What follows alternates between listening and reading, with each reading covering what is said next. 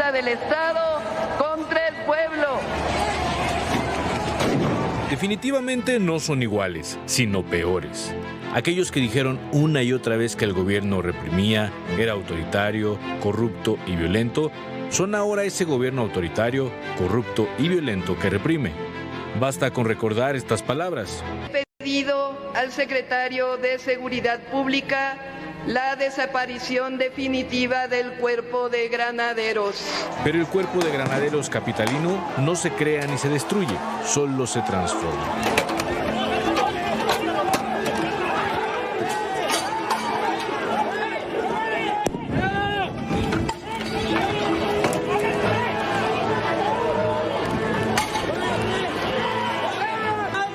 Quienes hace unos años acusaban que se vivía en una dictadura, ahora justifican el uso de esas vallas, como en una dictadura.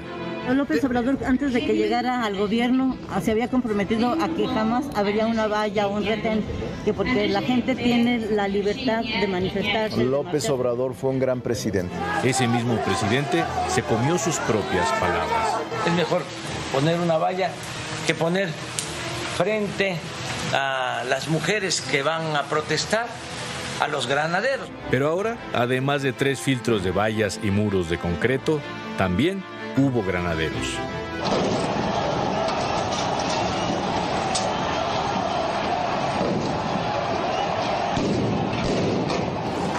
Para ADN Noticias, Fuerza Informativa Azteca.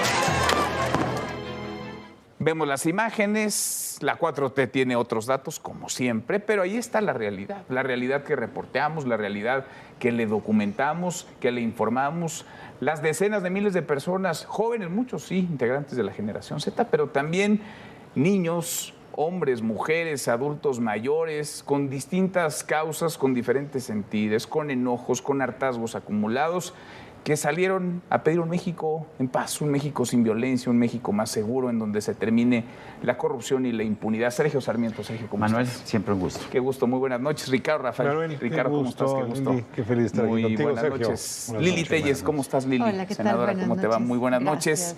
¿Qué decir de lo observado, Sergio, el pasado sábado, esta marcha? Pues lo que puedo decir es, si era una marcha que nadie seguía, si no fueron jóvenes, si eran puros viejitos prianistas, si era una marcha de bots, 8 millones de bots dedicados a promover la marcha, si nada más fueron 17,000 personas, pues ¿para qué le dedican tanto tiempo y para qué hacen tanto escándalo sobre lo ocurrido? Me parece que sí es una marcha importante, y me parece que este intento por desacreditar, descalificar, simple y sencillamente no sirve para nada. La gente vio lo que pasó, la gente vio la violencia, creo que hubo violencia de los dos lados, tú estabas ahí, tú serás mejor testigo. Hay un grupo que empieza a tratar de tirar la valla, la famosa valla, que a propósito tienes que ponerle una valla a Palacio Nacional porque el expresidente decidió que quería vivir en el Palacio Nacional, que es un monumento histórico. Digo, es lamentable porque esto pone en riesgo constantemente a Palacio Nacional y evita que la gente pueda acudir a este lugar histórico. Pero bueno, haciendo todo de lado, si es tan intrascendente esta marcha, ¿por qué le prestan tanta atención? Pues sí. Vaya que ha acaparado reflectores desde los días previos, Lili, las vallas, estos muros metálicos, los diques de cemento y concreto que también se colocaron en las inmediaciones, la estigmatización que se hizo desde la mañanera contra ciudadanos, contra usuarios de redes sociales y hoy de nuevo el ataque. ¿Cómo ves las cosas? Pues en particular eso que dices, previo a la marcha, el haber visto a Claudia Sheinbaum, presidente de México, exhibiendo con nombre y apellido y fotografías a ciudadanos que se manifestaban por la marcha, por las peticiones, por el hartazgo de la violencia, en fin, el que es un abuso de poder, literalmente, es una forma, ya no quiero calificarlo como autoritaria, sino como una tiranía. Como si esto fuera Rusia, que parece el panorama que les gusta. Sé que la presidente señale para todo México a ciudadanos que se supone tienen libertad y los señale prácticamente como enemigos públicos, es un abuso que no podemos tolerar y no debemos dejar de señalar. Ahora, vimos a jóvenes, porque se ha dicho que no había jóvenes, sí había jóvenes, también había miles de ciudadanos más de otros grupos poblacionales de diferentes orígenes. Eso deslegitima una protesta, eso minimiza un reclamo como el que se escuchó el sábado desde tu punto de vista. Pues me parece un argumento absurdo que hayan utilizado el querer deslegitimar una causa, una protesta por rango de edad. Hay muchos que dicen que tienen 60 años, pero son jóvenes de corazón. La cuestión es que México, la población en México ya está harta de la violencia. Ese es el punto. Y esta marcha en particular ha descolocado a la Presidente y también a la Presidente de Morena, a Luis Alcalde. No han dejado de hablar de ello, se veían nerviosas antes, durante y todavía hoy se veían fuera de lugar porque no esperaban un movimiento tan fuerte, orgánico, con una demanda tan legítima como es el exigir un alto a la violencia. Entonces los veo nerviosos y bueno, deben estar ahorita, no creo que vayan a poder conciliar el sueño porque precisamente la trascendencia de la marcha llegó a oídos y a las pantallas del presidente de los Estados Unidos de América e hizo un pronunciamiento sumamente grave y fuerte hoy, hace apenas unos minutos, con base en la violencia que vio por parte del Estado hacia los manifestantes. Falta que mañana ataquen también a Donald Trump, ¿no? Por haber registrado esto que vimos todos en nuestras pantallas. Ricardo, ¿con qué te quedas? Yo empiezo mi reflexión con el miércoles pasado, que por actividades periodísticas estuve en el Zócalo, y sí tengo que decir que me impresionó, me agredió fuertemente ver esas vallas de 4 metros. O sea, cuando a mí me tocó, faltaba todavía tapiar el Palacio del Ayuntamiento, pero me tocó ver cómo estaba tapiada la catedral. Eso no había ocurrido nunca. No podías entrar de Donceles, estaba ya desde luego el Palacio Nacional. Ya para entrar al centro tendrías que entrar, al Zócalo tenías que entrar por unas pequeñas puertitas, ¿no? Desde el lado de Madero y en el otro extremo del Palacio del Ayuntamiento. Sí había algo ahí ya de provocación. Tengo que decir que hablé con comerciantes que recordaban lo que había pasado el 2 de octubre y que en efecto pues la presencia de estos individuos que yo ya ni siquiera los llamaría bloque negro, yo creo que vale la pena analizar quiénes son, habrían dado el pretexto para las vallas de 4 metros, pero las vallas de 4 metros fueron la primera provocación. Eso no lo perdamos de vista, porque lo que nos están diciendo es que el epicentro político de este país ya no es accesible. Es lo que dicen esas vallas. Del otro lado, tienes una manifestación que yo más bien diría es una federación de manifestaciones. No me atrevo a hablar de una sola causa en un solo movimiento. No es solo la causa de la generación Z, no es solo la causa de los ex defensores del INE, no es solo la causa del movimiento del sombrero. Incluso los jóvenes de la generación Z tienen muchas causas. Se puso enfrente una necesidad de expresarse y las democracias les viene bien, poder votar con los pies, es decir, marchar y dar las opiniones. Ahora, sí me pregunto, ¿quién sembró a estos reventadores? Porque la verdad es que todos se han aventado un poco la bolita, ¿no? Pero bueno, Arturo Ávila hoy me dijo en radio que los organizadores les pagaron a los provocadores. A ver, y les pagaron al bloque negro. Como es una federación de intervinientes, yo sí diría una cosa que es muy extraña de este grupo. Arturo Ávila, perdón, déjame nada más, Ricardo, para que nos ven. Habla a nombre de los diputados de Morena, porque es el vocero del grupo parlamentario. Habla a nombre de la mayoría parlamentaria en este país, que no es cualquier cosa. Estos del grupo, digamos, golpeador, que no son jóvenes, o sea, uno ve con cuidado las imágenes. Son señores ya mayorcitos, con casco, en fin, con cubrebocas, o bien incluso con pasamontañas. No marcharon. no fueron a tu lado en la marcha donde tú ibas reporteando y hablando con la gente. Ahí no estaban. Estaban esperando en la puerta del Zócalo. Y son los primeros que tiran las vallas, que cometen la agresión y luego cuando se van otra vez van contra los comercios.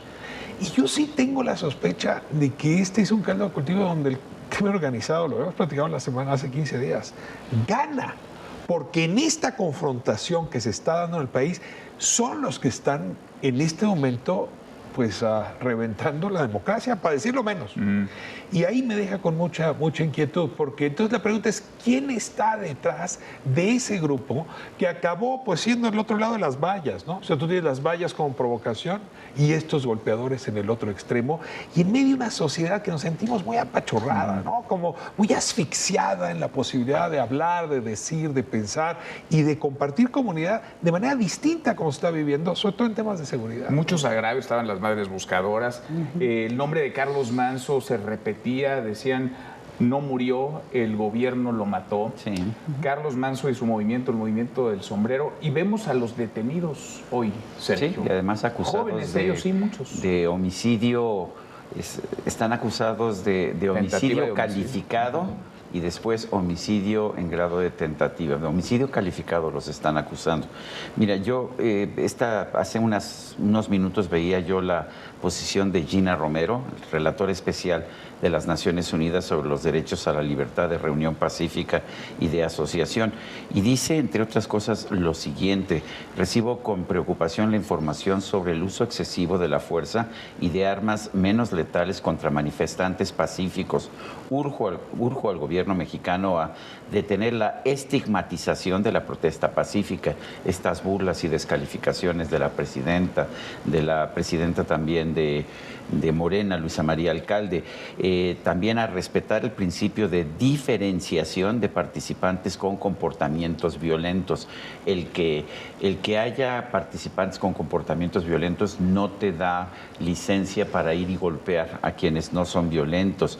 Investigar posibles infiltraciones, incluso de posibles provocadores, garantizar la atención necesaria a personas heridas, incluyendo oficiales de policía, y garantizar la independencia judicial para esclarecer los hechos. Pero a ver, estamos viendo esta situación en que el 2 de octubre vimos pues robos abiertos, la policía no intervino, al contrario dejaba que se robaran las joyerías del centro histórico, causaron pérdidas por millones de pesos y no hubo detenidos, hubo un detenido. Y en cambio ahora tenemos decenas de detenidos y los están acusando de homicidio calificado. Bueno, ¿en dónde tiene sentido esto? Veía yo también un comentario de Adrián Levarón diciendo, bueno, por el asesinato de toda su familia, de sus hijas, nietas, en total les dieron a los responsables 28 años de cárcel, que son, dice, como 3 años de cárcel por cada uno de los miembros de mi familia. Y en cambio alguien por protestar lo están acusando de homicidio calificado. Esa es la justicia. Lo peor de todo es que sabemos que con los nuevos jueces, pues el gobierno va a decirles a los jueces qué deben determinar en el caso. Si deciden verse generosos y quedar bien, van a decir, bueno, pues ahora los soltamos.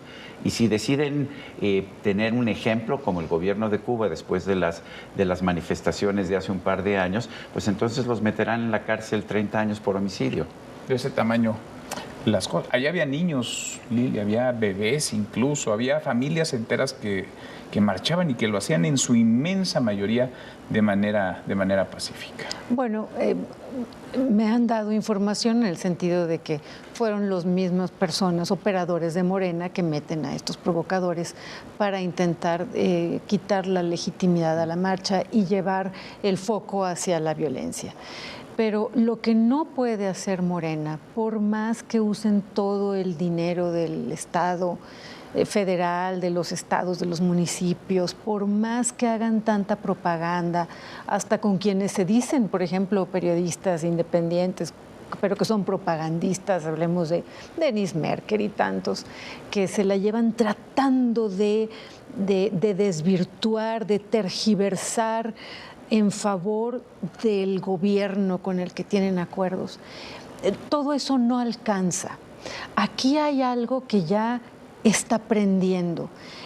Y creo que el común denominador de los diferentes grupos que se manifestaron, entre todas las consignas, lo que le duele a México, hay un común denominador, que es la rabia por la violencia, el hartazgo por tanta muerte, por tanta inseguridad, que aunque lo quieran poner como los muertos ahora como desaparecidos, no hay forma de evitar que los mexicanos, cada quien se dé cuenta de lo que está pasando. Entonces veo a un gobierno encabezado por Sheinbaum con miedo a la gente que está tomando las calles y que está ya alzando la voz.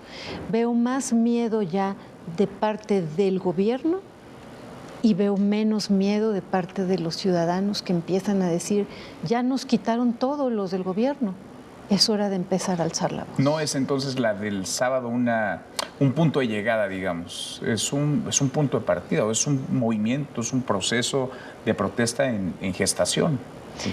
Creo que apenas es el primer paso, pero hablando de kinder, de algo muy grande que viene, porque ahora solo nos quedan las redes sociales realmente para expresarnos con libertad, pero la gente se está desesperando y con justa razón. Si vemos desde la violencia hasta la falta de atención de salud, el llanto desesperado que hay de quienes transitan por las carreteras en México es brutal. Las carreteras están totalmente tomadas por el crimen organizado. Y todo eso se va conjugando y viene, digamos, hay niños, hay jóvenes, hay gente mayor, hay familias, y todos traen algún reclamo. Ya son muchos problemas que se están acumulando y Sheinbaum y su gobierno no lo quieren ver, insisten en meter millones a propaganda para tratar de ocultar, pero esto ya no se va a poder detener. Eso ya no lo frenan nadie, dirías, Ricardo, ¿cómo lo ves tú? Hay una crisis de empatía. No sé si ya están en el punto del miedo, pero sí creo que es una crisis generalizada de empatía. La presidenta no fue rápida para ser empática con la muerte de Carlos Manso, ¿no? Se tardó en tomar una actitud pues, de mejor escucha e incluso de mejores planteamientos. Y algo similar está pasando con la marcha, ¿no? O sea, la imposibilidad pues, no de escuchar a los adversarios y a los opositores, a la gente que ella gobierna, ¿no? Y que en efecto pues, trae dos temas centrales. Si el asunto de la corrupción dentro de Morena sigue creciendo. Y el problema de la mayoría es que hace como si esos eventos de corrupción no tuviesen que ver con el pasado, como si no fuera más bien un continuo de corrupción, como si hubiera formas de distinguir entre corrupción a partir de quién la comete. Y bueno, esto creo que ya se acabó. Esos eventos de corrupción están haciéndole daño a esa mayoría y tendría que haber no solamente escucha, sino una reacción enfática para detener esa corrupción. Y el otro asunto muy delicado, pues que el tema de seguridad y de vínculos entre la autoridad y el crimen organizado tampoco ha encontrado la escucha y la reacción adecuada.